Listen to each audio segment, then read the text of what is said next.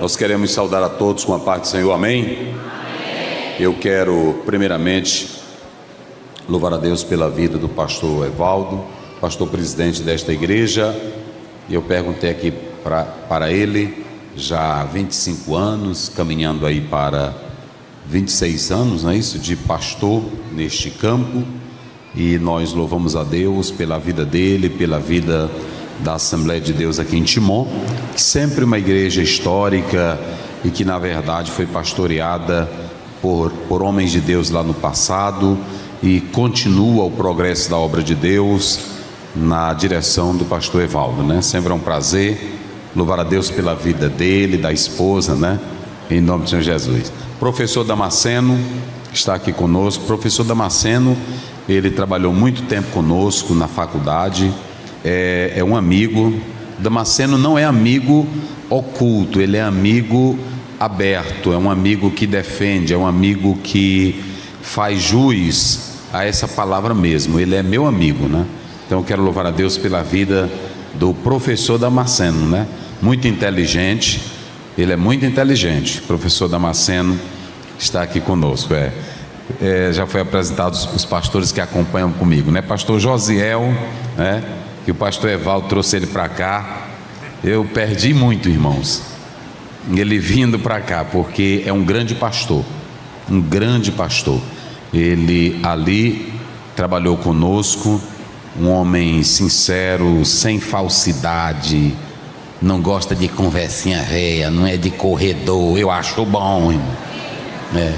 Não é de corredor, não é de frescurinha réia, não. Homem sincero, viu? Parabéns, né?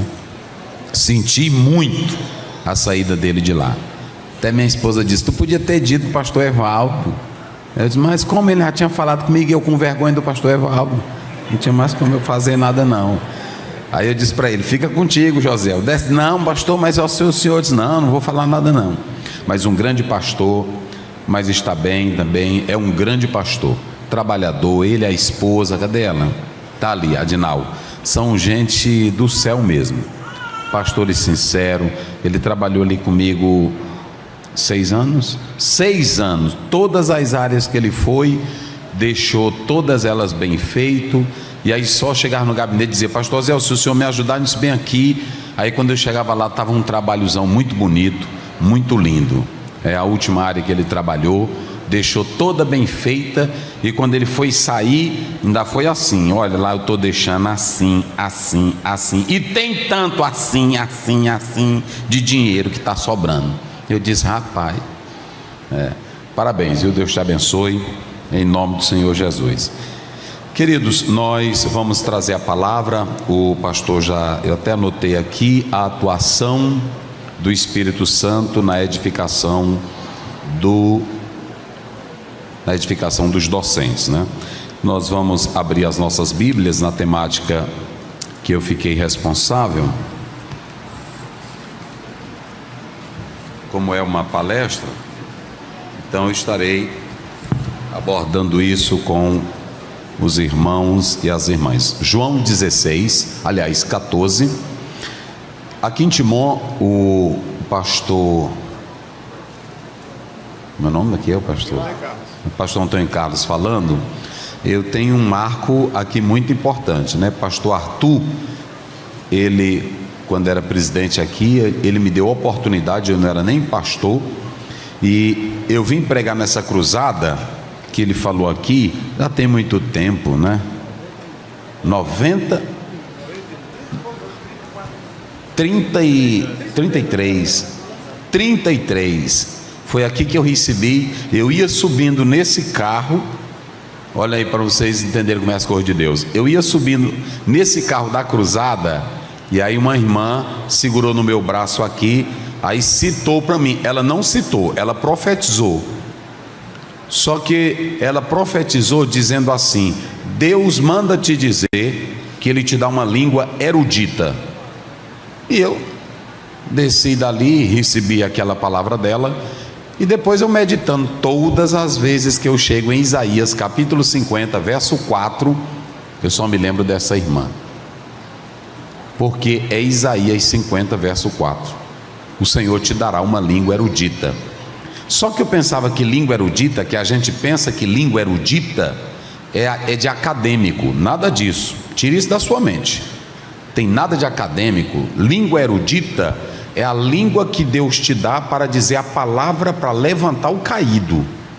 Está lá no texto: levantar o caído, levantar o que sofre. Isso é língua erudita. Tem muitas pessoas que têm língua acadêmica, mas não levanta nem um mosquito. É porque é só língua acadêmica. E aí o pastor aqui falando, ele dizendo, aí tem coisa, irmão, que a gente não para pensar. A gente não para pensar. Aí ele falando aqui, e eu me lembrando, me parece que é João 12, 26, né? Acho que é. Aqueles que me honram, eu também vou honrar. Tem gente que quer que Deus honre ele, mas é o contrário. Aqueles que me honram. Se você honrar a Deus, Deus não te deixa só. Deus está contigo. Só seja fiel, só seja sincero, que Deus ele vai te prosperar. Olha, não tenha inveja de ninguém, nem de quem sabe muito, nem de quem sabe pouco, nem de quem é rico, nem de quem é pobre. Viva a sua vida em Deus, que na hora certa Ele te honra. Amém, irmãos? Pronto, pode viver. Eu sou assim, irmão, nunca tive isso. Deus vai nos dando vitória. Vamos lá, para a gente aproveitar o tempo.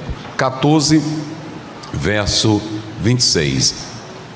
Olha o que diz a Bíblia. Para a gente compreender melhor, tinha que ler do verso 10 até o 31. Mas vocês vão ler em casa e eu vou explicando. Já está aí na tela. Mas aquele Consolador, o Espírito Santo, que o Pai enviará em meu nome. Olha aí, mas esse vos ensinará todas as coisas e vos fará lembrar de tudo quanto eu tenho dito. Muito bem, queridos, é firmado nesta leitura que eu vou falar sobre a atuação do Espírito Santo na edificação dos docentes. Antes de nós entrarmos na temática, eu vou usar a Bíblia para que os irmãos entendam o trabalho do Espírito Santo como docente, ou na vida do docente, ou o trabalho do Espírito Santo na sua função pedagógica cristã. Ok? Então nós vamos começar. Quando a gente lê João 14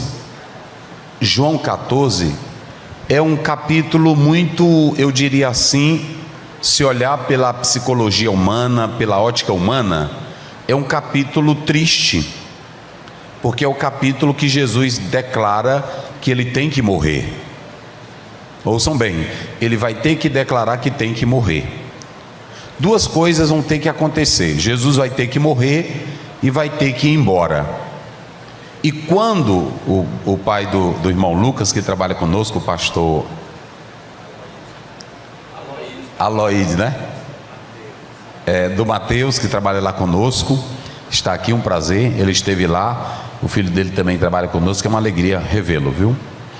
Então veja bem, Jesus ele vai ter que ir embora.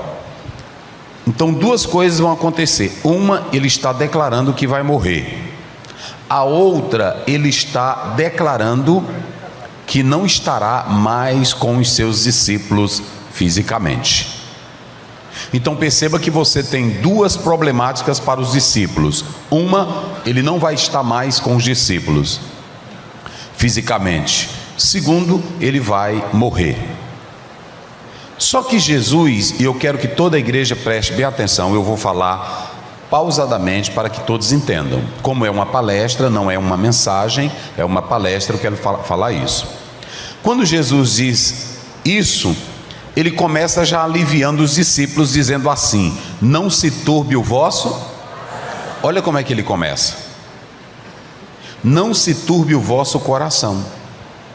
Jesus ele vai ser categórico, ele vai ser claro, e ele começa a mostrar para os discípulos um preparo que eles deveriam ter para continuar a missão depois que Cristo fosse embora. Quando a gente lê João 14,6, é o versículo que mais a gente prega: eu sou o caminho, a verdade e a vida. Ninguém vem ao Pai. Jesus queria dizer o seguinte: se vocês querem o caminho para a verdadeira espiritualidade, eu sou esse caminho.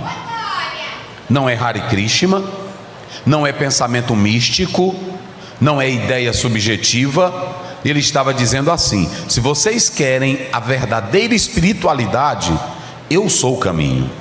Se vocês querem a verdadeira espiritualidade, eu sou a verdade. Se vocês querem a verdadeira espiritualidade, aí ele fala o que é a espiritualidade verdadeira: a vida. Eu sou o Zoer, não o Bios, a vida física em si. Ele diz: eu sou a vida verdadeira. Então Jesus está pontuando que ele é o caminho para a essência de uma verdadeira vida espiritual.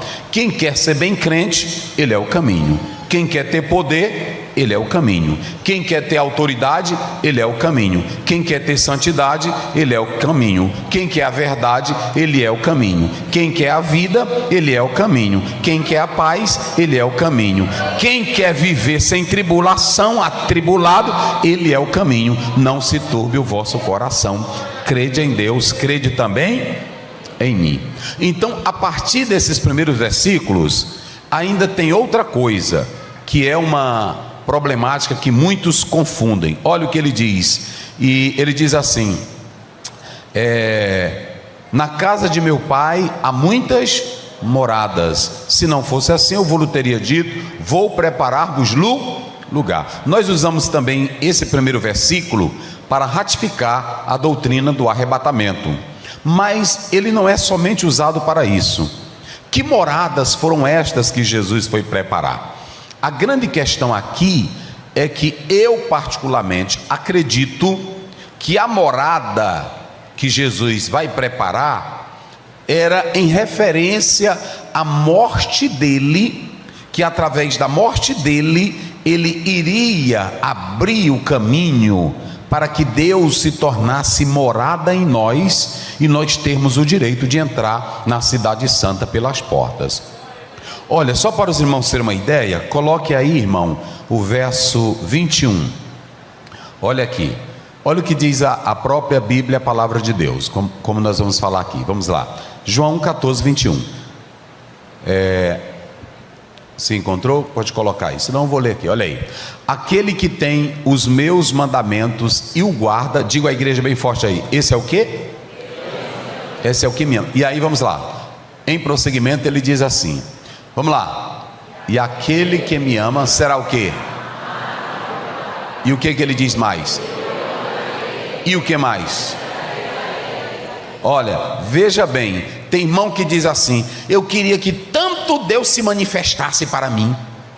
É fácil, não tem nada de difícil para ele se manifestar para ti. É só tu amar ele e guardar o mandamento dele. Às vezes tem pessoas que pensam: pastor Zé, o senhor é contra isso? É contra alguém glorificar? Não, de maneira nenhuma. Eu sou contra a gente tentar fabricar poder de Deus na igreja. O poder de Deus está disponível para todos. Agora, ele está deixando bem claro aqui, ó: aquele que me ama será amado de meu, eu amarei e me manifestarei a ele. Agora, observem bem, olha o verso 23. Olha o mais importante aqui no verso 23. Vamos lá, coloque aí. Verso 23. Jesus lhe respondeu e disse: se alguém me ama, o que ele diz? Veja bem, quando Jesus diz: não se turbe o vosso coração, ele não está dizendo apenas emocionalmente, psicologicamente. Ele está dizendo: para vocês não se turbarem, para vocês não se perderem pelo caminho, a palavra tem que estar dentro de vocês, a obediência tem que estar dentro de vocês, a vida de amar a minha palavra tem que estar dentro de vocês. Se vocês me amarem, Deus vai se manifestar para vocês. Se vocês me amarem, aí vem o mais interessante, coloque lá, meu filho.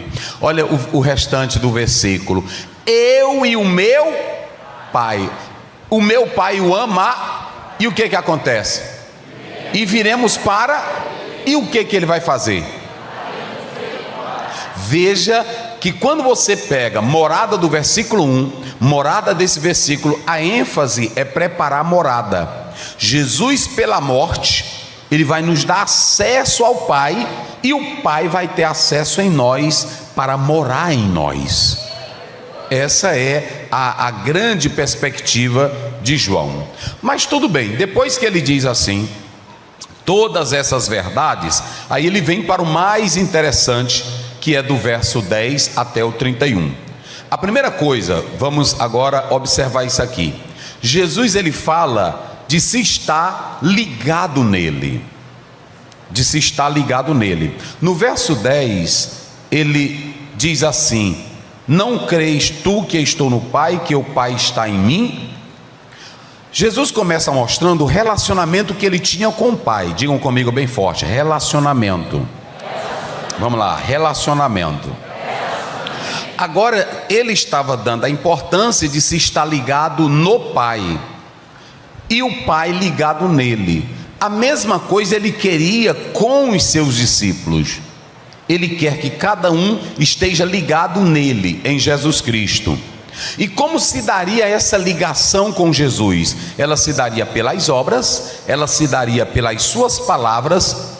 E se o discípulo observasse e cresce nas obras de Cristo, se o discípulo observasse e obedecesse a palavra de Cristo, ele está garantindo que Deus vai vir para a sua vida e Deus vai fazer morada na vida daquela pessoa.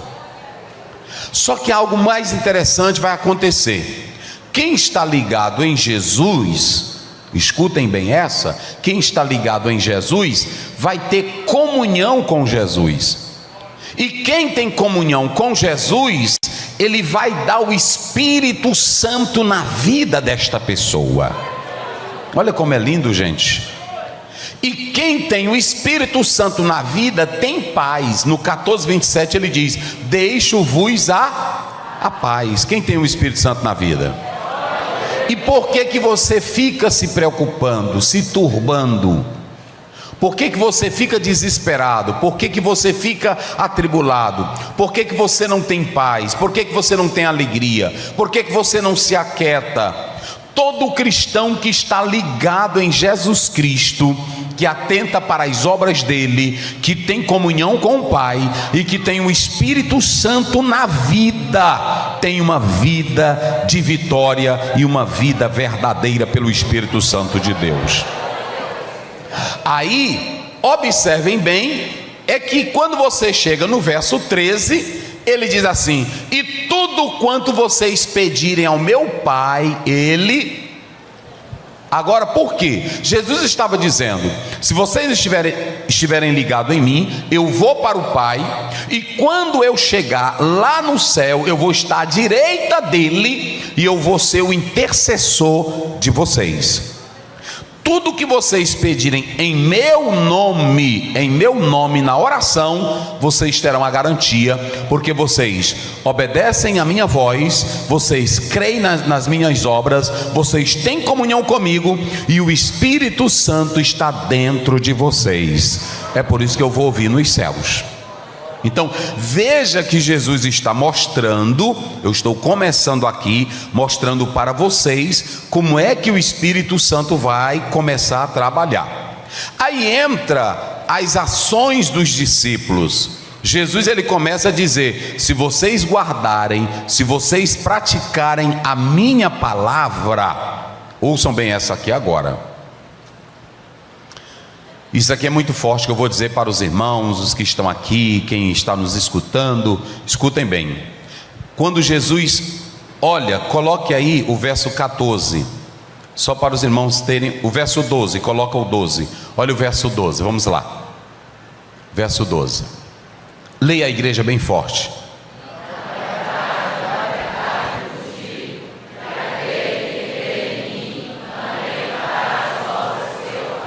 Olhe para mim, esse versículo, pode deixar lá, mas é aí. E as farás, isso, pode ir lá. E as farás o quê? E as farás o quê? Maiores do que estas. Porque é claro que Jesus não estava falando que nós vamos morrer e ter a eficácia da morte dele. Negativo. Mas ele estava agora dizendo, pastor Damasceno, escutem bem essa aqui. Professores, só quem é professor aí, levante a mão. Só quem é professor. Muito bem, pronto. Quem é formado aqui, levante a mão. Quem é formado? Quem é formado em qualquer área, medicina, direito, pode levantar as mãos. Muito bem, pronto. A palavra que vocês me deram foi essa: a atuação do Espírito Santo na edificação dos docentes. Olhe para mim aqui agora. Jesus está dizendo: se vocês se abrirem para mim, se ligarem em mim, eu vou trazer o Pai para vocês. Eu vou trazer o Pai para vocês. Olhem bem. E quando eu trouxer o Pai vai abrir os céus para vocês. Ele vai dar da minha parte. Por isso que ele diz: eu rogarei ao Pai. Ele vai dar o Espírito Santo para vocês. Mas escutem, eu vou abrir uma dimensão espiritual que vocês não imaginam.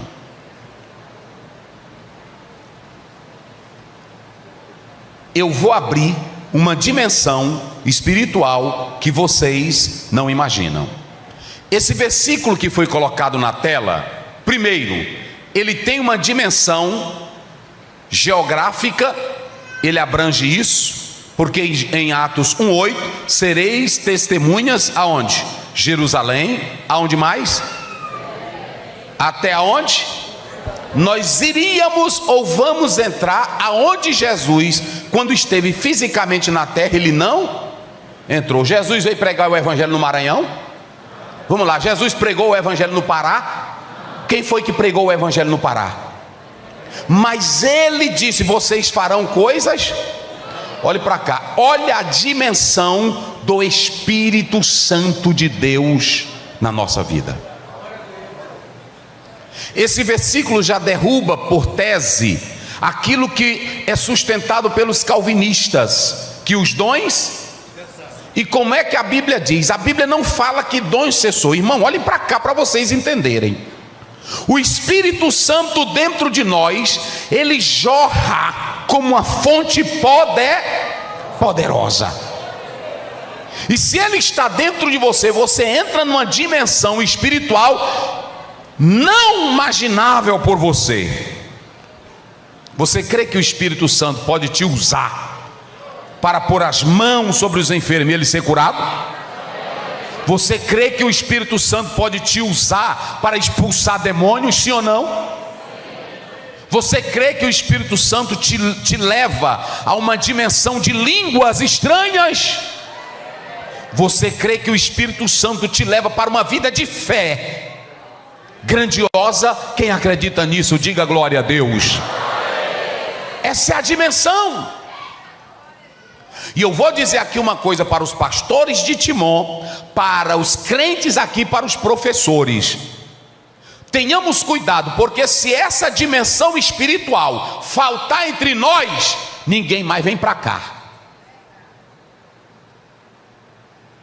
O que era que enchia a Assembleia de Deus lá no passado? Por que que no mato, tendo feitiçaria, tendo pessoas contrárias, bala, era pedra, era pau contra a igreja crescia? É porque mesmo um pastor sozinho sendo desafiado, mas tinha hora que tinha um espírito demoníaco que ninguém podia expulsar. Quem era que podia expulsar? Era o pastor. Tinha uma hora que uma pessoa estava doente e nem o curandeiro podia curar, e chamavam quem? E de imediato Jesus usava o pastor e era curado. E aquela família dizia: eu quero seguir a esse Jesus todo-poderoso. Quem glorifica a Deus?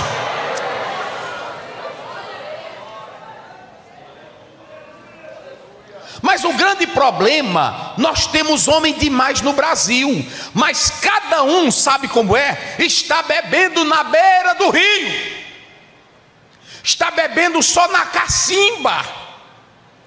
Deus disse para Ezequiel: tem que nadar nas águas tem que mergulhar. Se o professor da escola dominical chegar na sala de aula só com a lição Aí ele fica, o vaine, nessa palavra aqui, que ele está usando, ele está dizendo, isso aqui é um substantivo. Esse substantivo aqui, vocês podem observar, que ele está ligado dentro de uma estrutura verbal. Tem um verbo aqui, que leva para o objeto direto. Nesse caso aqui é um acusativo. Tu não vai para lugar nenhum. É ou não é? Se ficar na sala de aula com a lição, meus irmãos, olha, é o seguinte, nós vamos seguindo aqui, mas eu trabalhei muito essa semana, eu levei uma carrada de tijolo, e aí estava tão pesado, eu disse, Jesus, me ajuda a levar essa carrada de tijolo, não vai para lugar nenhum. Vocês sabem por que o povo entra pelaquela porta? Porque eles querem ver em nós a dimensão do Espírito Santo. Quem glorifica a Deus? Oh, aleluia.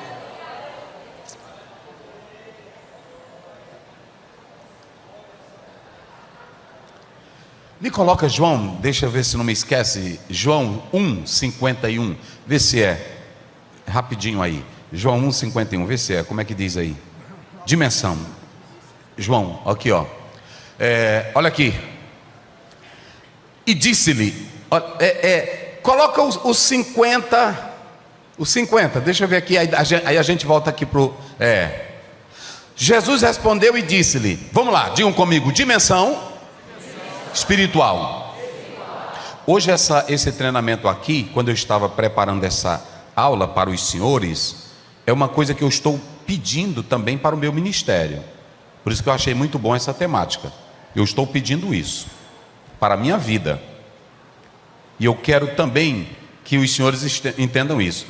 Jesus, ele disse para um homem que estava debaixo da figueira: eis um verdadeiro israelita em quem não há dolo. Quando ele chegou, ele disse: de onde me conheces tu, Jesus? Preste bem atenção.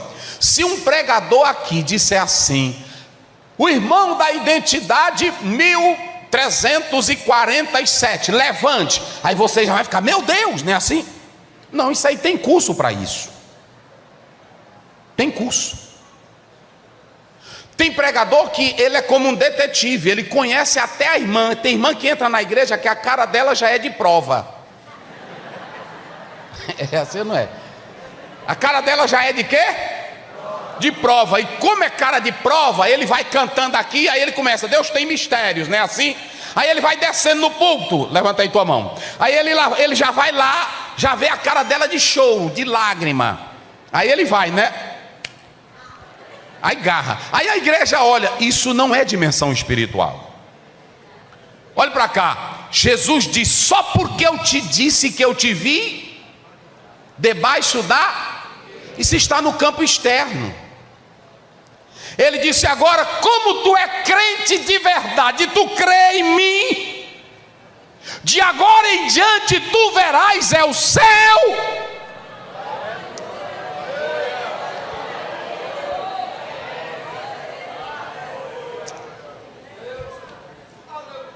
Eita, irmão, céu aberto em Timon. Vocês sabem o que é o céu aberto numa cidade dessa? Céu aberto é o poder das trevas caindo. Céu aberto é a igreja sendo lotada. Céu aberto é advogado entrando aqui possesso e aceitando a Jesus como Salvador. Céu aberto é médico comprovando a glória de Deus e dizendo aleluia.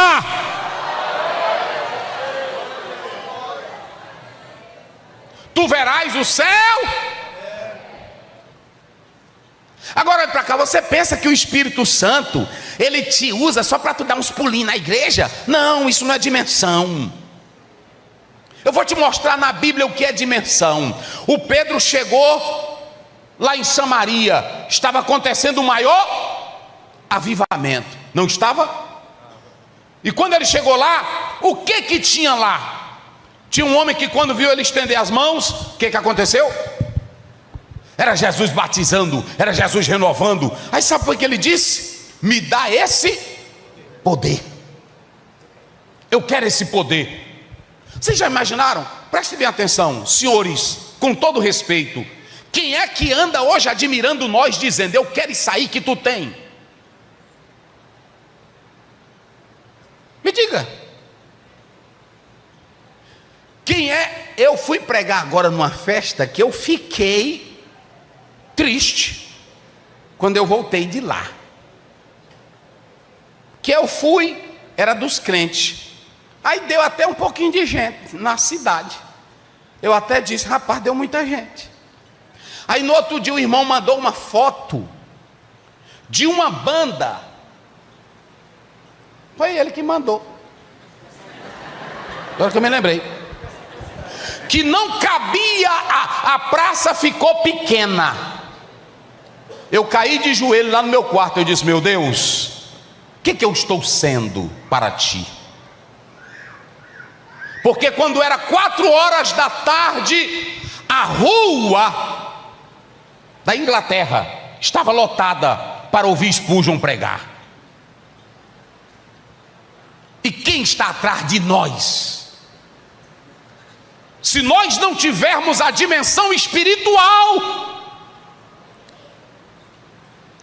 quem é que vem atrás de nós?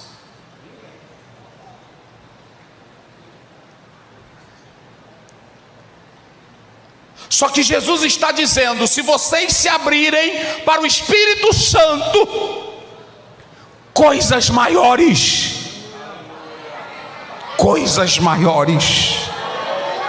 vire para o teu irmão e pega a mão dele aqui esta noite e diga para ele, meu irmão, vamos entrar nessa dimensão, vamos dar liberdade ao Espírito Santo, coisas maiores. Aqui vai ter crente que a glória vai ser tão grande que você na escola dominical vai orar e Jesus vai curar de câncer, de depressão. Só quem crê nisso, quem acredita nisso, diga glória a Deus. É difícil, é não, é para quem se abre ao Espírito, é quem obedece é quem escuta a voz é quem está ligado no Pai. Não tem nada de difícil.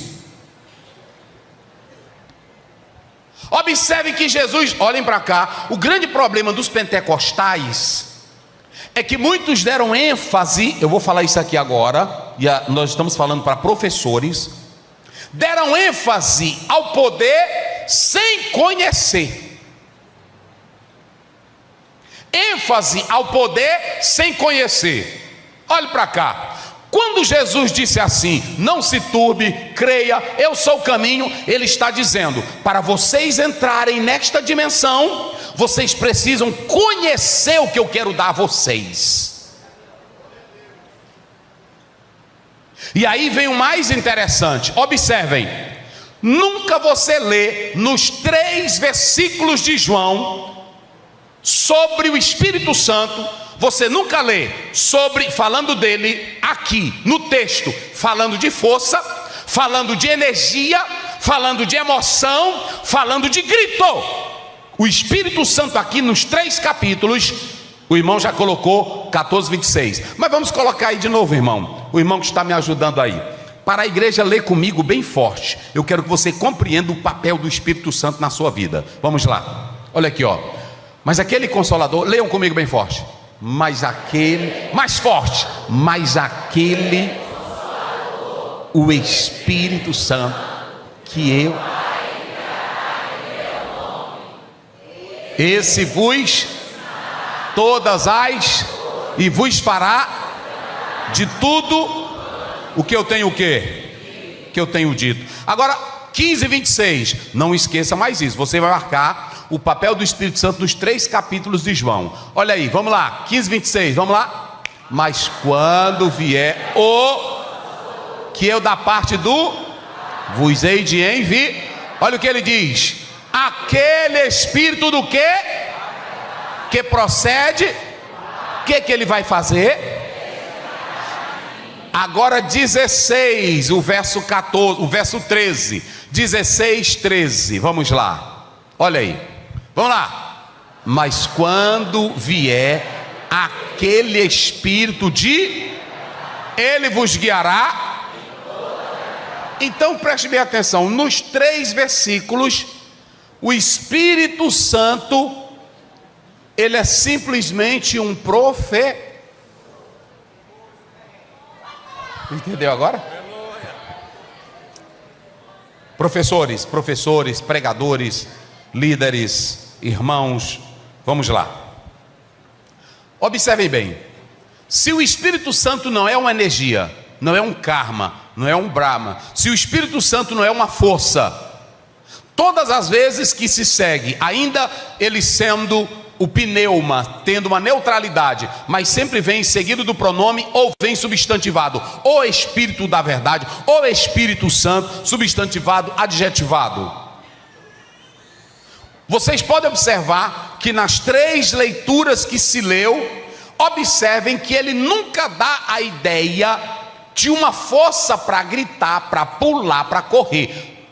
Ele dá a ideia de que ele é 3 coisas. Digam comigo.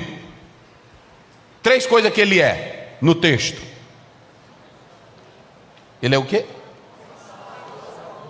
Ele é consolar. Vamos lá, o que mais? Não, vamos só falar primeiro da função. Ele é consolador. Depois ele é o quê? Não, ele é Espírito. Olha lá, coloca na tela o 26, 14, 26. Ele é o Como é que ele está dizendo? Ele é o quê? Consolador. O Espírito. Ó, está aí, ó. Ele é o Consolador. Essa palavra aí, Parácletos, é a palavra, é um substantivo que na verdade, escutem bem, Consolador está dando a ideia de alguém que vem para socorrer, de alguém que é advogado, de alguém que vem para orientar, de alguém que vem para defender. Olha a ideia que a Bíblia dá do Espírito Santo.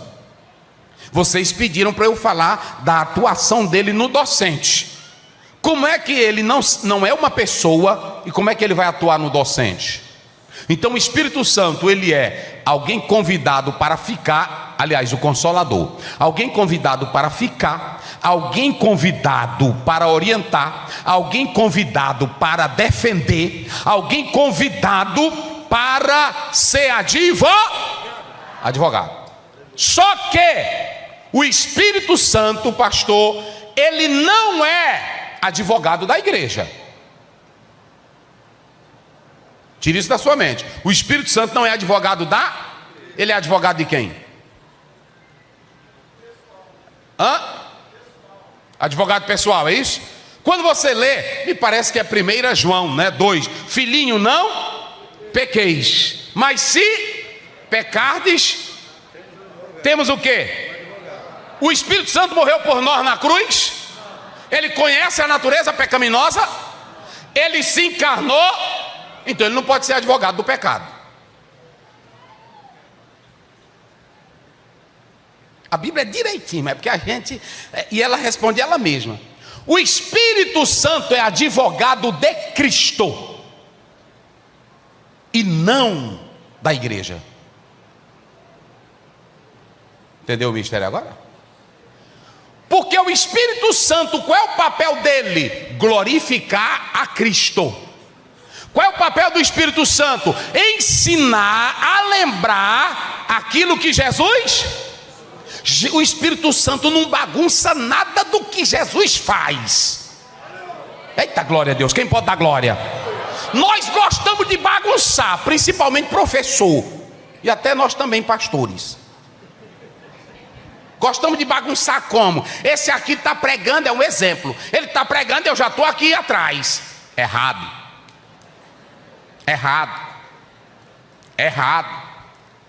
Por que tu não ora por ele? Senhor, ora, abre a mente do teu servo para ele entender que essa passagem não é interpretada assim. Mas qual é o grande problema nosso? Nós queremos desfazer um dos outros. Às vezes um professor dá aula nesta semana, no domingo passado, aí o outro chega, como foi que o irmão ministrou? Ele disse isso e isso. Veja bem. É assim ou não é, irmão? Irmão, veja bem, não é que eu queira, ainda é assim, não é que eu queira desfazer, mas veja bem, gente, nós estamos em pleno século 21, com todo o respeito que eu tenho a ele. Tu é um diabo, rapaz.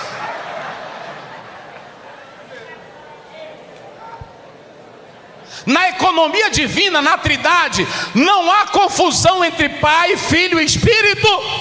Uma igreja que vive a dimensão do Espírito Santo, ela não tem bagunça. Só tem bagunça se não tiver o Espírito da verdade. Olha para cá, quando você lê Atos 13 primeiro, olha como é que diz: na igreja de Antioquia, o que é que tinha lá? Hein? Vamos lá, o que é que tinha?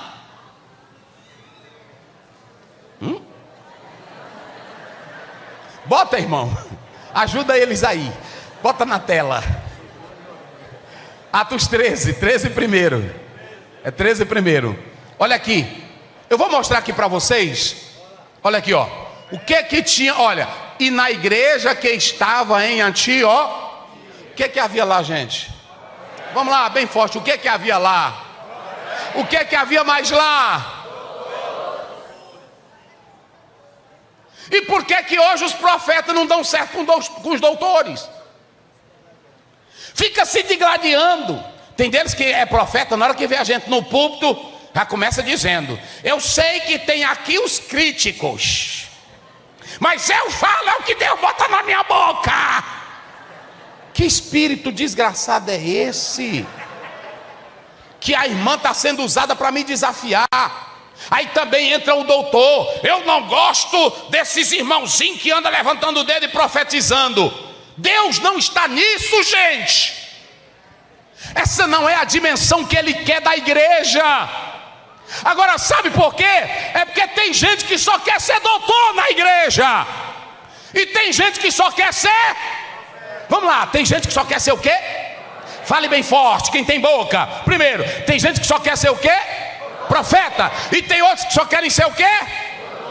Olha a diferença, coloca o 2. Olha por que não tinha briga entre os profetas e os doutores. Olha aí, como era que eles faziam? E servindo, aleluia, oh aleluia. Vamos lá, irmão, e fazendo o quê? O problema é que eu só quero ser doutor, eu não quero servir.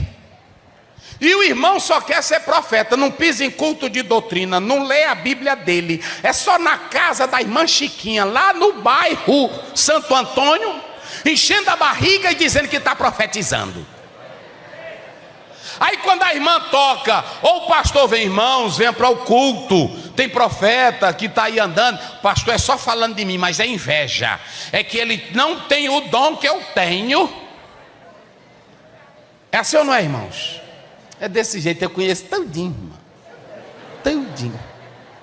Uma vez tinha um profeta lá em Lago da Pedra.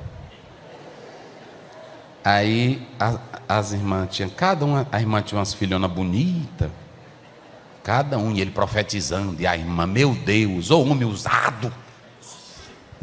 Aí a moça todo jeitosona, conheço tudinho. Aí ele chegou para a velha: o Espírito Santo está me incomodando. Ela disse: pois fala, profeta. É porque aquela sua filha, eu sei que ela está namorando um rapaz de condição, de família, eles muito ricos, a família lá dessa irmã. E o Espírito Santo disse que é para ela deixar ele e casar comigo. Irmão, pensa num homem feio. Seria uma ajuda tremenda que o Espírito Santo ia dar para ele, se ela tivesse aceitado ele. Mas não aceitou não. Depois o namorado soube, queria matar ele. Queria matar ele. Vocês sabem qual é o problema? É que a gente quer ser doutor, mas não quer. Vamos lá, não quer fazer o quê? Não quer servir. A gente quer ser profeta, mas não quer ouvir. Olha o que Jesus começa: eu estou falando do Espírito Santo. Se vocês me obedecerem, se vocês guardarem a minha palavra, se vocês estiverem ligados no Pai, se vocês me amarem, eu vou dar uma dimensão grandiosa para vocês. E eu vou dizer uma coisa: não tem problema. Vocês querem mais? Até um calvinista com um arminianista, se os dois forem cheios do Espírito Santo, não tem briga entre os dois. Ele pode dizer: a tua opinião é diferente, mas isso não divide o nosso Cristo, a nossa fé, o nosso amor, a nossa verdade.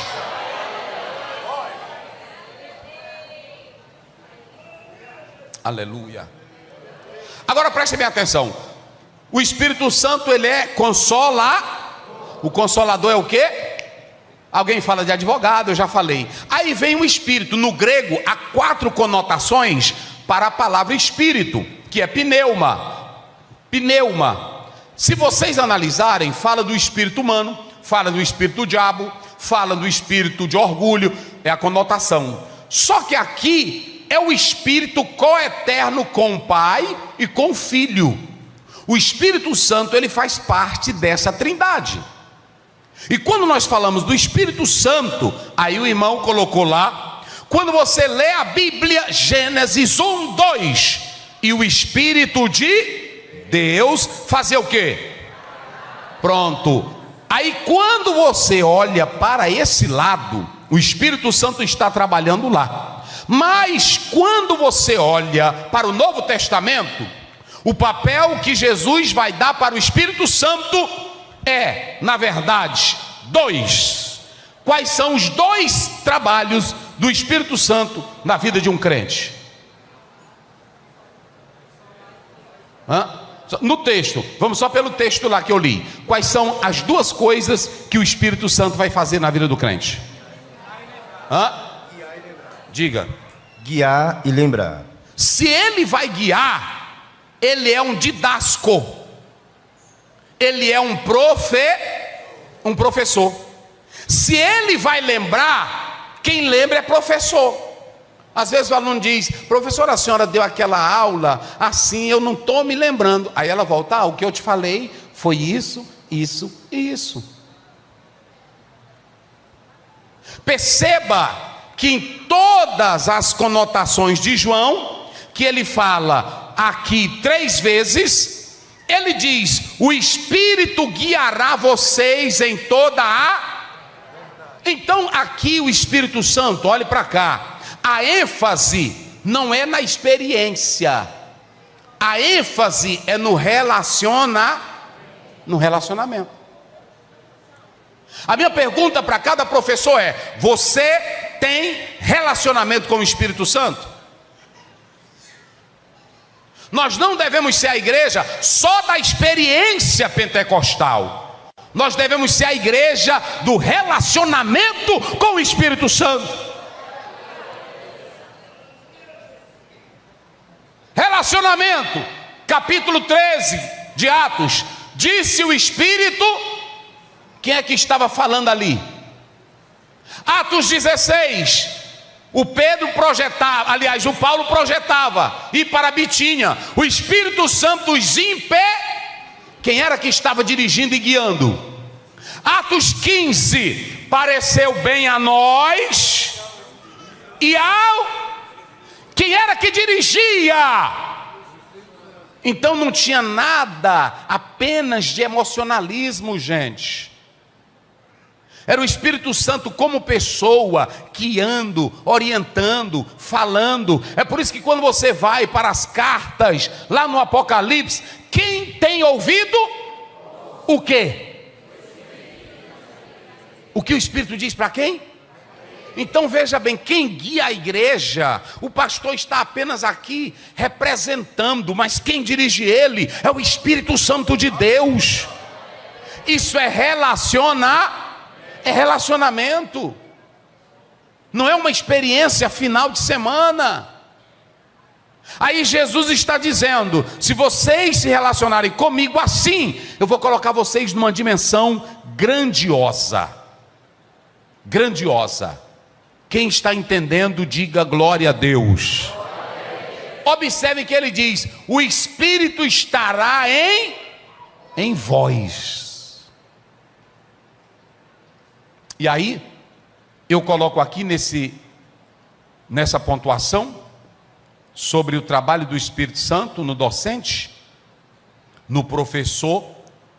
Nós já citamos aqui o que ele vem fazer. E quando a gente lê esse texto bíblico, nesse versículo 15, eu anotei 3 coisas. Primeiro, a natureza do Espírito Santo. De onde é que procede o Espírito Santo?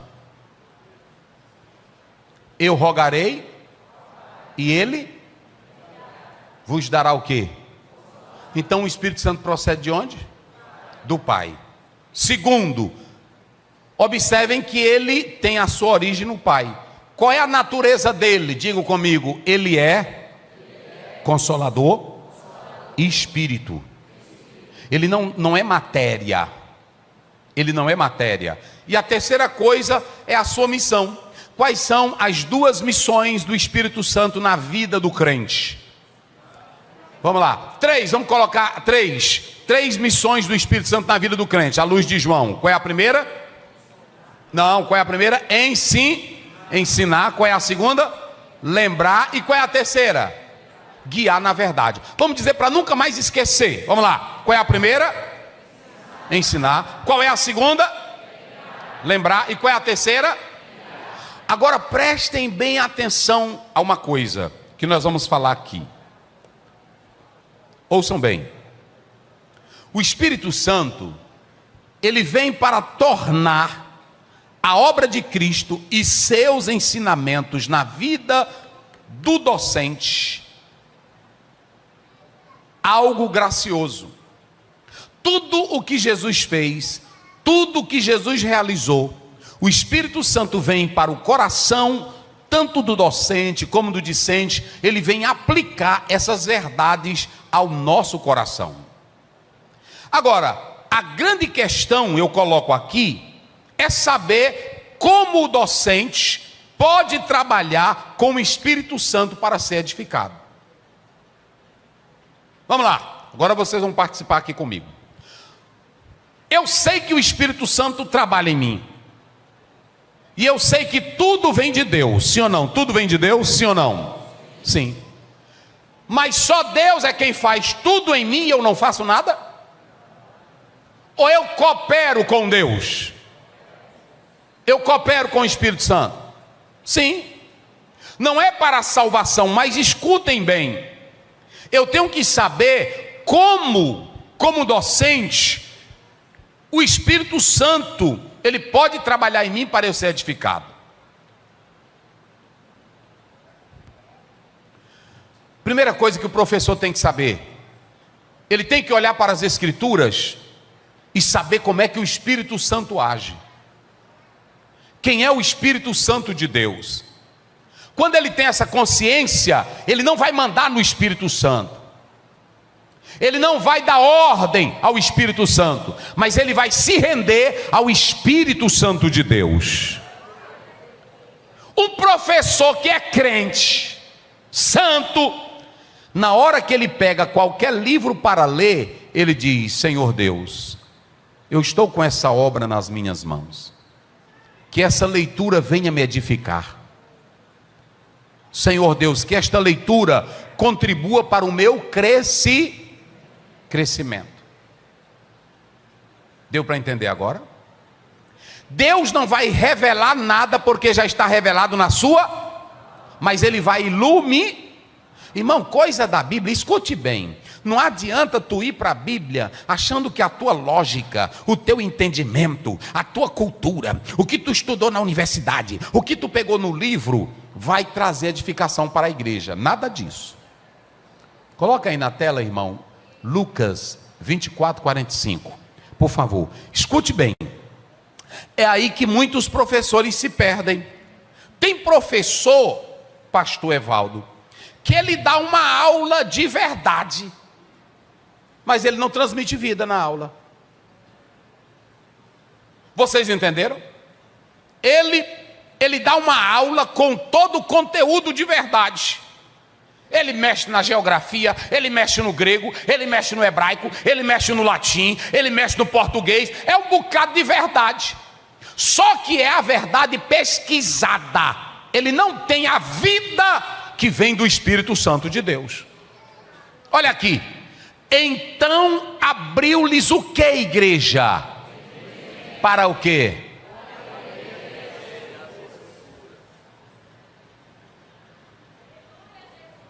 Abra a sua Bíblia, levante ela aí. Abra a sua Bíblia. Aí você fica assim, aberto com a sua Bíblia. Abra ela assim. Olhe para ela aí. O que você tem, o que você está vendo aí na sua Bíblia?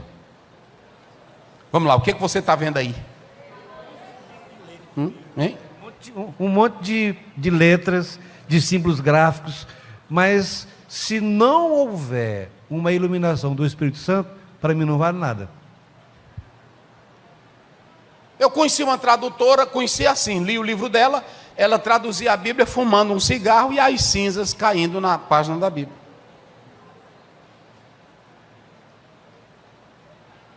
Tem gente que está bebendo cachaça e lendo a Bíblia, eu já vi.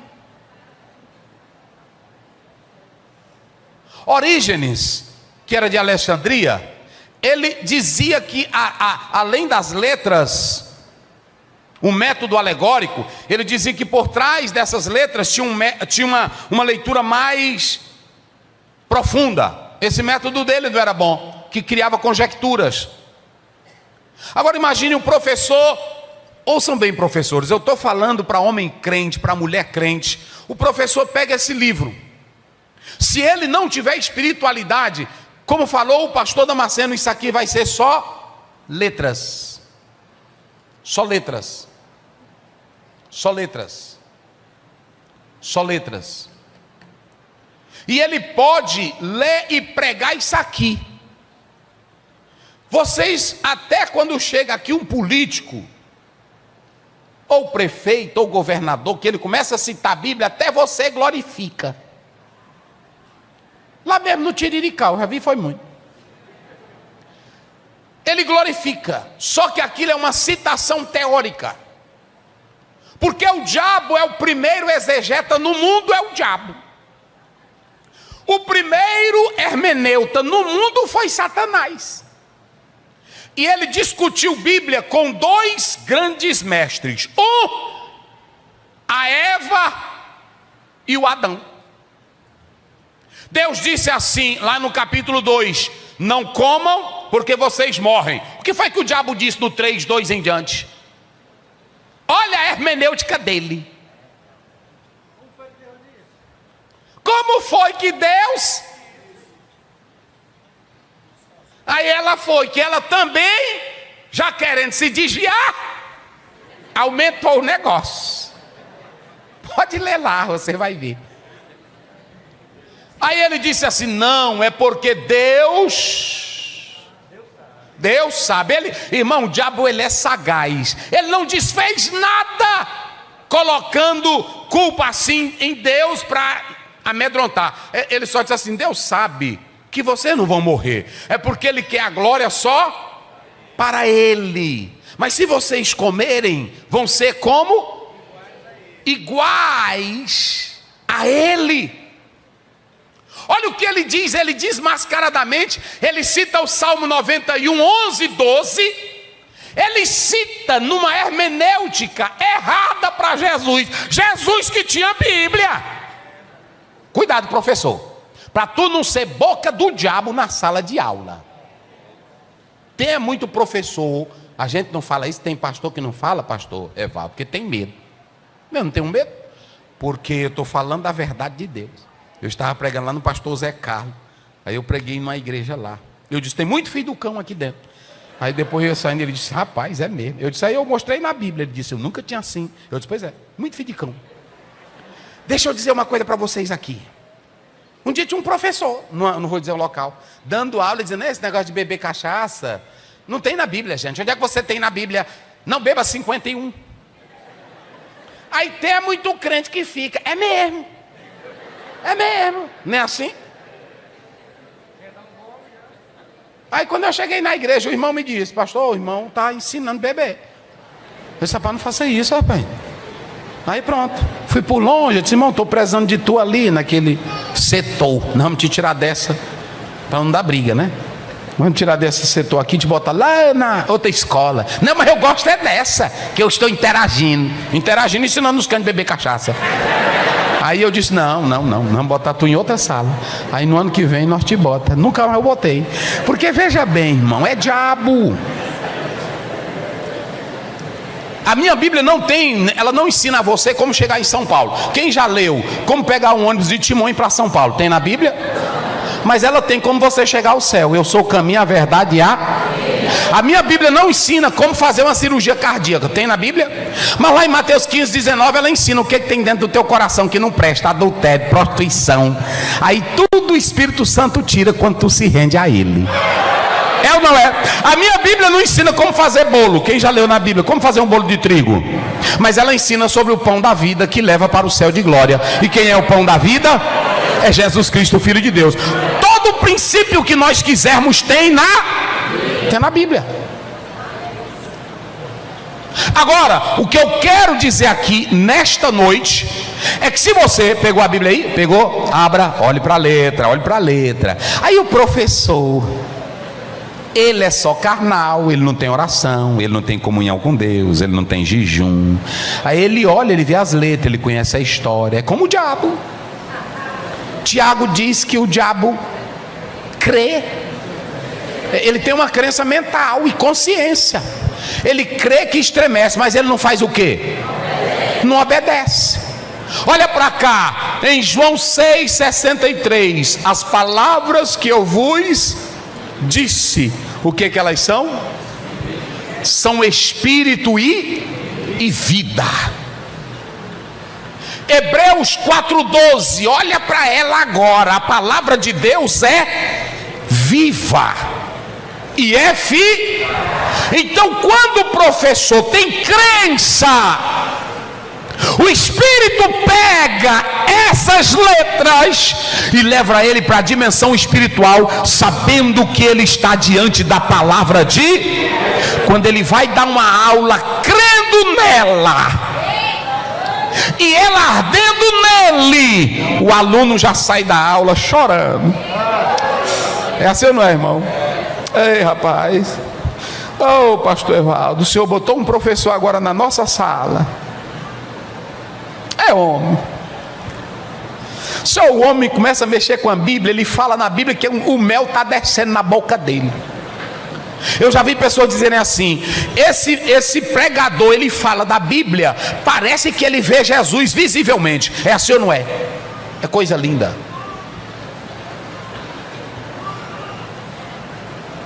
É negócio lindo. É negócio sério. Agora, quando você vai para Provérbio 1,7, olha o que diz a Bíblia: o temor é o princípio do quê? Primeiro, ele tem toda essa sabedoria porque ele tem um temor de quem? De Deus. Deus não dá a palavra dele para saliente. Deus não dá a palavra dele para imoral. Deus não dá a palavra dele para falso. Ele só dá a palavra dele para quem se rende ao Espírito Santo de Deus.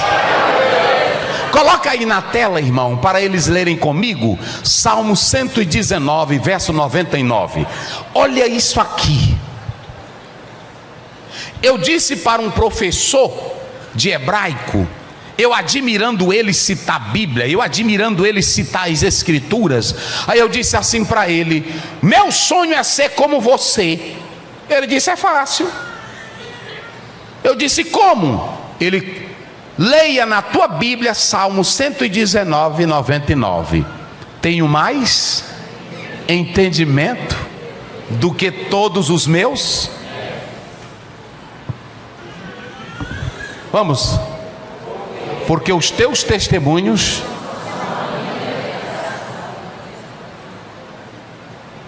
quer ser entendido na Bíblia? Quer ser um professor, um docente, para impactar a sua sala? Irmãos, quando você vem para a educação tradicional, histórica lá atrás, como por exemplo no Egito, na Macedônia e outros povos, lá e no início, a educação ela era uma educação simplesmente de memorização, era uma educação que mexia até mesmo com o pajé. O pajé era quem dizia, ele acreditava nos espíritos e ensinava a tribo, ensinava a família, e aquele conhecimento ia passando de geração para geração. Aí vem as culturas que trazem um tipo de saber, mas estava ligado a essas crenças. Quando você chega na Grécia, a educação na Grécia, ela era uma educação que ligava ao todo. Era para ensinar a arte, era para ensinar a guerra, era para ensinar a moral, era para ensinar os bons costumes. A educação na Grécia, ela não era tanta ligada à questão de se ler um livro, não era assim. Quando você vem para a reforma, a educação na reforma, ela busca voltar para a palavra de Deus. Ou seja, foi uma educação que na verdade buscou-se dar ênfase às escrituras. No tempo apostólico, no tempo da igreja primitiva, a educação ela era feita através do Novo Testamento, acreditando nas vivas palavras do Senhor Jesus. E quando a igreja primitiva se rendia ao Novo Testamento, a igreja tinha vida. Aí, ao longo do tempo, a igreja foi esfriando e se tornou muito mística, entrou muitas crendices, inclusive negou o aspecto literal, que vai ser retomado pelos reformadores. Mas, pós-reforma, a educação ela se torna muito ligada ao credo. Escutem bem, quando eu falo do credo, não estou falando do credo que a igreja defende, mas foi assim, pastor Damasceno. O Lutero, ele criou o catecismo e criou os pontos. Por exemplo, eu confesso que Deus é o Senhor, eu confesso que é isso, eu confesso que é aquilo. E eles deixaram de crer no todo da essência para crer na parte de apenas uma confissão. Por exemplo, quando eu digo assim, creio em Deus Pai, ela fala do Deus Pai, mas ela não fala só do Deus Pai. Tem muita coisa que a Bíblia fala mais do Deus Pai.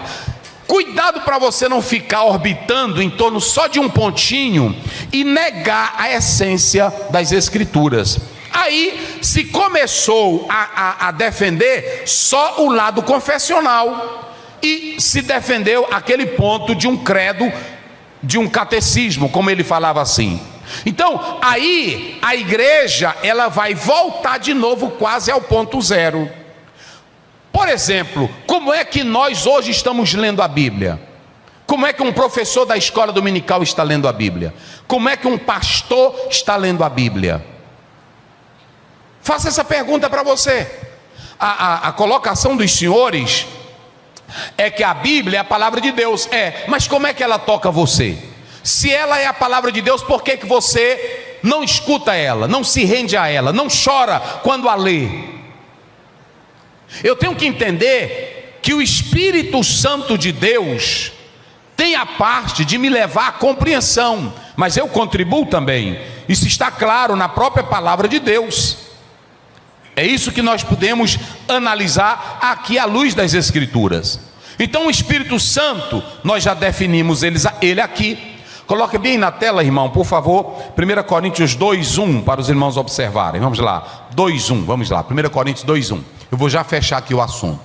Olha aqui, e eu, irmãos, quando fui ter convosco, anunciando-vos o testemunho ou a parte de Paulo, essa parte, e eu, irmãos, quando fui ter convosco, era de Deus ou era de Paulo?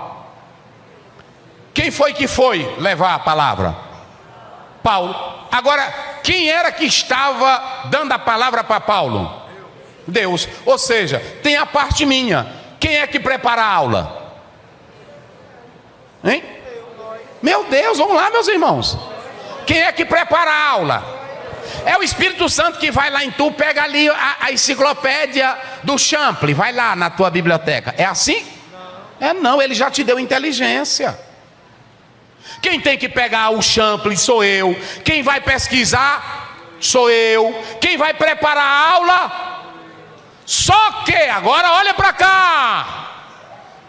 O professor que tem o Espírito Santo, quando ele está lendo o Champlin, que ele vê que um texto não vai ser adequado, o Espírito Santo ilumina ele ou não ilumina? Porque quando ele vai para aquela leitura, ele é como Moisés, ele tira a sandália dos pés. Irmão, isso aqui é sagrado. Isso aqui você não pode ler isso aqui com saliência não. Ou bebendo suco de cajá. Eu dei aqui, deixa eu ver aqui. Não é assim não. Vai ler a palavra, leia Êxodo 3. Tira a sandália o terreno que tu vai pisar agora é santo, é a palavra de Deus. Oh glória. Aí quando você olha para a palavra, escute, você vai para a palavra. Olha, eu não leio minha Bíblia sem camisa, eu não leio minha Bíblia na frente. Quem quiser ter as suas coisas pode ter. Eu não leio minha Bíblia sem camisa, eu não leio minha Bíblia na frente de televisão. Tem irmã que está lendo a Bíblia e assistindo um capítulo da novela. Ela está bem aqui assistindo aí, pronto. O Senhor é o meu pastor.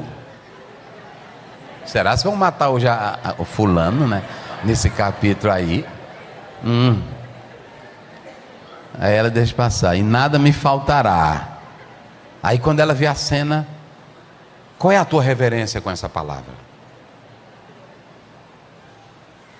É isso que eu quero dizer. Como nós estamos lendo essa palavra? Você é docente, você é professor. Lois Lebas, ela diz que o grande problema da igreja hoje é que a igreja está usando o método lá fora para ensinar dentro da igreja. E o método lá de fora não vai funcionar para nós. Pegue John Dewey, ele nasceu dentro de um aspecto cristão, mas se tornou o pior inimigo do cristianismo. Karl Marx do mesmo jeito. A irmã é psicóloga, traga tudo para cá da tua psicologia para cá, não vai funcionar. Gente, não funciona com a Bíblia. Psicologia não funciona com Bíblia. Direito não funciona com Bíblia. Meu Deus do céu, até quando eu estou pegando os métodos dos professores seculares, estou trazendo para a igreja. Tem professor que ele dá uma aula da escola dominical, ele cita 30 referências de livro e não cita um versículo da palavra de Deus. É ou não é?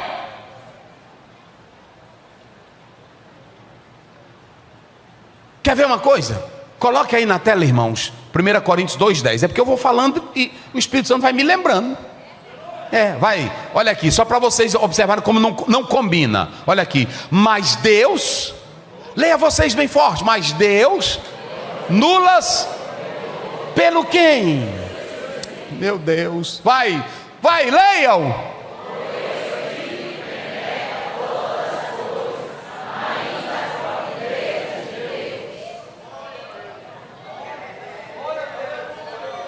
Pergunto aqui, um grande matemático pode ser cristão?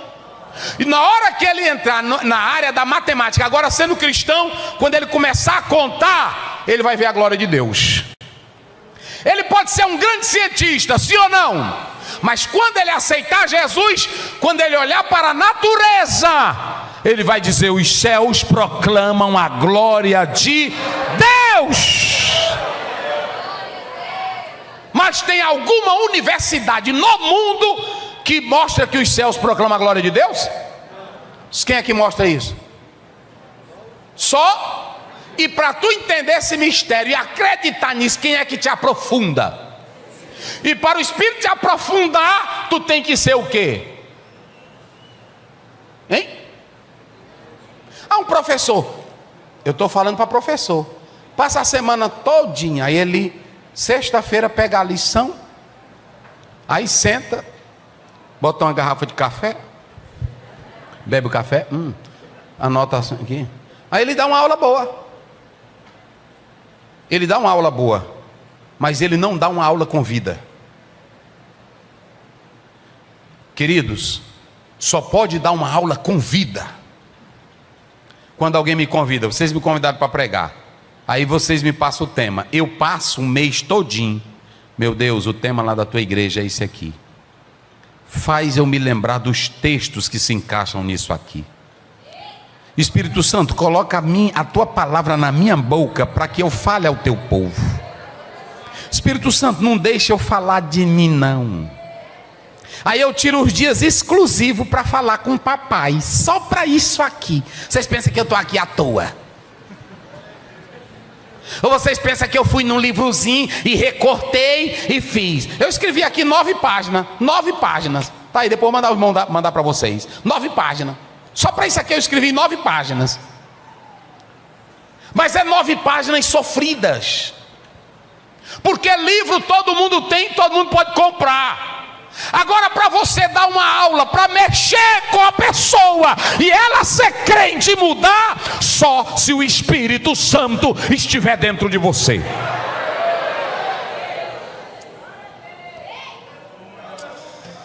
Quem acredita nisso? Eu vou finalizar dizendo isso aqui. Diga comigo: não é para atingir conceitos, cognição, filosofia, intelectualidade, inteligência. Vocês pensam que o Espírito Santo, ele vai pegar o professor para estar dando conceito? Olha, isso aqui é o conceito da palavra tal. Não. Isso é o meu trabalho. O trabalho do Espírito Santo. Olha para cá, gente. Prestem bem atenção. Vamos analisar. Quem é professor aqui de letras? Quem é? Levante a mão aí, por favor. Pronto. Mas eu vou encerrar nesse ponto aqui. Eu vou fazer uma pergunta para as irmãs e os irmãos que são letras. Quando a irmã está ensinando letra para um aluno ou na sala, para que a irmã ensina letra? Diz aí, irmã. Alfabetizar, não é isso? Alfabetizar, o que mais? Só para vocês entenderem. O que mais? Alfabetizar. Só? Vamos lá, de pedagogia. Quem é professora de pedagogia aí?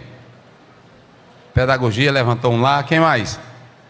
Cite aí, irmãos, um nome aí de uns 4 teóricos da pedagogia. Vamos lá. Quem se lembra aí? Vocês se lembram? Estão dentro disso aí? Hein? Piaget. Quem? Sim. Isso. É isso, né? Prestem bem atenção. Vocês que estudaram ele, tem algum deles que disseram assim: o Espírito Santo pode pegar uma criança? Tem? Ai, meu Deus do céu.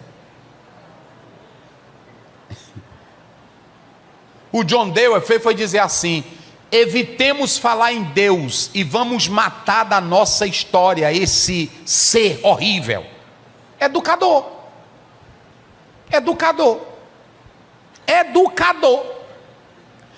Essas matérias aí, elas só mexem com aqui. O irmão vai dar aula de geografia, não está errado não. Ele vai dizer onde é o sul, ele vai dizer onde é o norte, ele vai dizer, não é assim? E hoje tem várias áreas da geografia. A história é só contando a história, não é assim? Agora, mexer com a alma é o Espírito Santo. Vocês entenderam?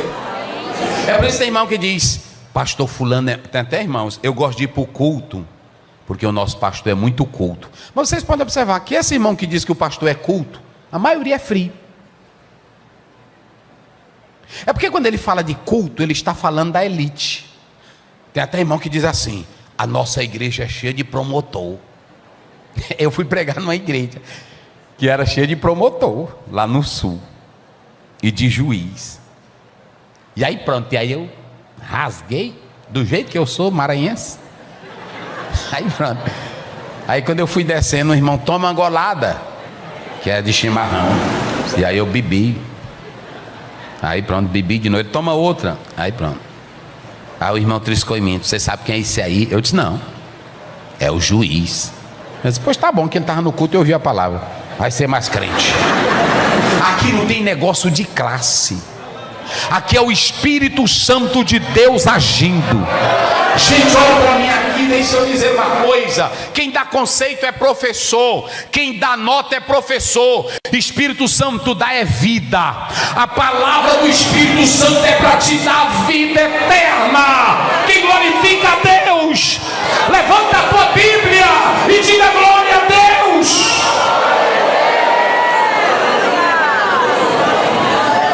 Vocês pensam, quem faz isso aí é o Damasceno, sou eu. Eu vou dar uma aula de cristologia. As duas naturezas de Cristo, os ofícios de Cristo. O Espírito em Cristo é só a nossa teoria, é ou não é? Agora deixa o Espírito Santo te dar uma aula sobre Jesus. Deixa. Se o Espírito Santo te pegar numa aula, só porque Jesus disse assim lá em João 16, Mateus 16, 17, 18, ele disse: o que é que os homens estão dizendo aí de mim? Dá uma aula aí, o que é que estão falando? Aí o Pedro disse: estão falando que tu és alguns dos profetas, Jeremias, estão dizendo que tu és Elias. E e tu? Quando Jesus disse: e tu? E vós? Aí o Espírito Santo pegou Pedro. Irmão, é diferente crença, irmão. Na hora que o Espírito Santo pegou Pedro, aí ele disse, no poder do Espírito: tu és o Cristo, o Filho do Deus. Quem glorifica a Deus? Não é nós não, irmão. Pastor Evaldo, o senhor prega aqui há 25 anos. Tem crente ruim aqui, não tem? Tem, que eu sei.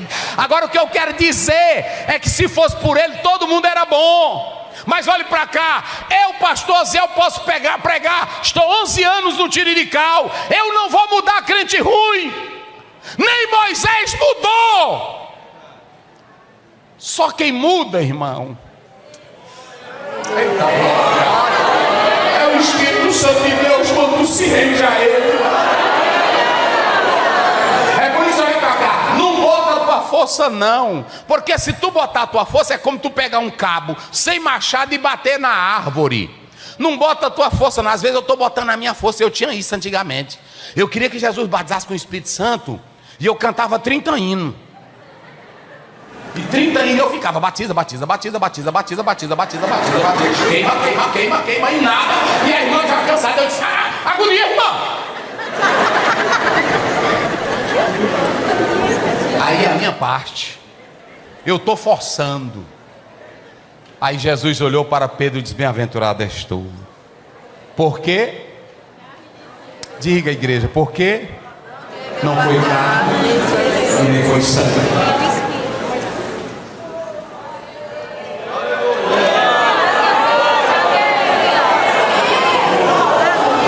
Irmãos, a coisa que eu acho mais linda na Bíblia é o centurião acreditando em Jesus, Jesus na cruz. Acredita ele fazendo milagre, ele não creu. Mas quando ele viu Jesus na cruz, rasgou de alto. Aí ele ficou: meu Deus, verdadeiramente é o Filho de Deus. A mulher samaritana, Jesus deu uma lição de moral nela. Tu tem 5 machos velhos, e aí o sexto não é teu. Tu é ruim, mulher. Vai chamar lá teu marido. Eu só não tenho não. Tu está dizendo certo. Aí Jesus rasgou a vida dela.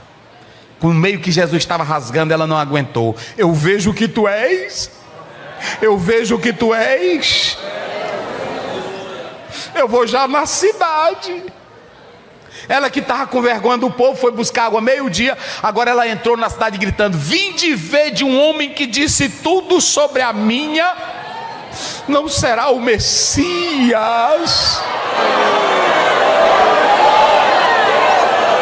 Levante a sua mão e glorifique a Deus.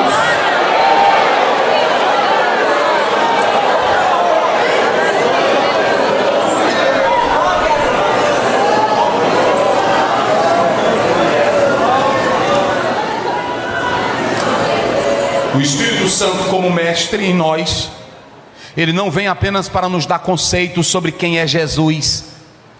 A capacidade, tem professor que fica: irmão, o que é que tu acha do dilúvio? Aí fica um bocado de aluno na sala: essa aula não presta para nada.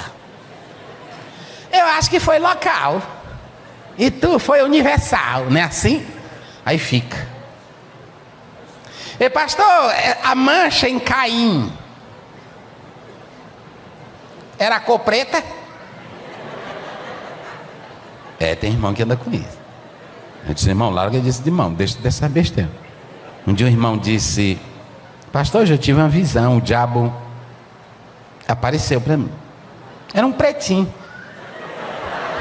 eu disse, irmão. Não, tô falando assim, desde tempo, mas é porque... Eu disse, não. É mentira, irmão. Irmão, tem coisa que não cabe. Olha para mim aqui, deixa eu dizer uma coisa para vocês. Senhores docentes, olhe para mim aqui. Fique na sala de aula dando conceito. Fique na sala de aula discutindo.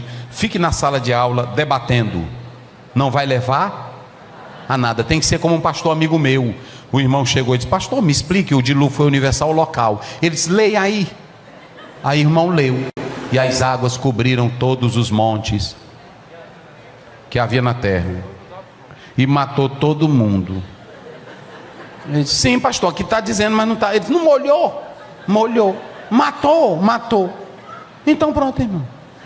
Não, mas eu quero saber do senhor. Meu irmão, eu não quero saber se a água deu na canela, se a água deu... Eu sei que matou. Não leva a lugar nenhum. Sabe o que é isso? É quando o Espírito Santo não está presente. O Espírito Santo, o seu poder habita em nós, é para nos dar a verdadeira vida eterna. Quem glorifica a Deus? Outra coisa, finalizo com esta aqui, por último. Digam comigo, o Espírito Santo faz com que o meu trabalho não seja cansativo, maçante e tedioso. Tem irmão que quando está dando aula, até a voz dele os alunos acham antipática. É assim ou não é? Pá, a voz desse professor, ô bicho antipático. É porque tu não está cheio do Espírito Santo. Quando tu está cheio do Espírito Santo, tu pode falar fininho, tu pode falar grosso, tu pode não ter a melhor metodologia, mas quando as palavras que saem da tua boca, elas são cheias do poder do Espírito Santo, o irmão se rende. Rende ou não rende? Então deixa eu dizer uma coisa aqui. Sabe qual é o grande problema? É porque tem professor que quando ele está dando aula, ele está se voltando para a aula. Ele prepara o plano de aula, ele busca as pesquisas, mas ele esquece do essencial que dá a vida para a aula, que é quem? E vocês sabiam que tinha uma igreja na Bíblia que ela foi fundada por Paulo, foi orientada pelos melhores pastores, Timóteo, Paulo, e depois ela se tornou uma igreja que ela tirou 9,9. Como era o nome dessa igreja? Não, Corinto não, nem Filadélfia. Éfeso. Deixaste o teu primeiro, porque ela se tornou mais apologética, contrariando os outros, do que olhando para a essência de Cristo. Sabe qual é o problema da igreja hoje? É que tem muita gente que está transformando a aula dele na sua coisa mais importante e está perdendo de foco Jesus Cristo, o Filho de Deus. Quem trabalhou com plantação de tomate aqui? Quem já trabalhou? Alguém trabalhou? Plantação de tomate, plantação de alguma outra coisa, quem já trabalhou? Quando a irmã que está aqui, ela sabe disso. Quando você planta um pé de maracujá, que está dando muito maracujá, que a galhazinha está para cair, o que você faz? O ramozinho. Para não cair, você faz o quê?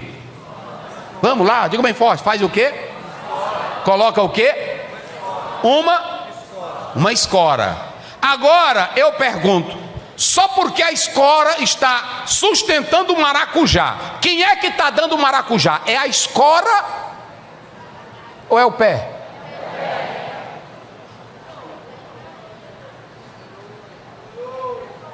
Vocês já estão entendendo. Por isso que Jesus disse em João 15: eu sou a... Então o que é mais importante? É a videira ou é a vara que sustenta? Então olha para cá, o teu conhecimento não é mais importante do que o Cristo que sustenta a vara. Por isso que Spurgeon dizia: segura na palavra, como o pastor entrou aqui com a bengala, que se tu segurar, ela não deixa tu cair. Não valorize a escora mais do que a Bíblia. Não valorize a escola mais do que Cristo. Não valorize a escola mais do que o Espírito Santo. Tem professor que ele pesquisa o tempo todo, e quando ele vai dar aula, ele não tem coragem de dobrar nem os joelhos e dizer assim: Senhor, eu vou dar uma aula hoje. Eu estudei, eu pesquisei, essa é a minha parte, mas eu não sei como colocar, eu não sei como aplicar, porque só tu pode entrar no coração de cada aluno. Como é que a tua aula vai prestar se não fizer isso? Eu tive um professor de grego, um padre da linha do Damião. Aí eu disse assim: e padre, como é que o senhor prepara seus sermões? Aí ele disse: minhas homilhas, eu as preparo, que ele ser bem falante, que esse pessoal bem, eu as preparo primeiro, eu escolho a perícope, depois que eu escolho a perícope, eu procuro os melhores comentários, antes eu faço meu próprio comentário, pesquiso no latim, pesquiso no grego, no hebraico, e aí depois eu vou confirmar nos comentários, depois eu vou ler algumas obras que complementem as minhas homilhas, e depois eu dobro os meus joelhos e eu rezo a Nossa Senhora para ela me dar a graça do meu sermão. Achei vantagem. Achei vantagem. Porque ele terminou com a oração dele. Ele não acreditou só na pesquisa. E tem professor que nem para Maria. Deus abençoe.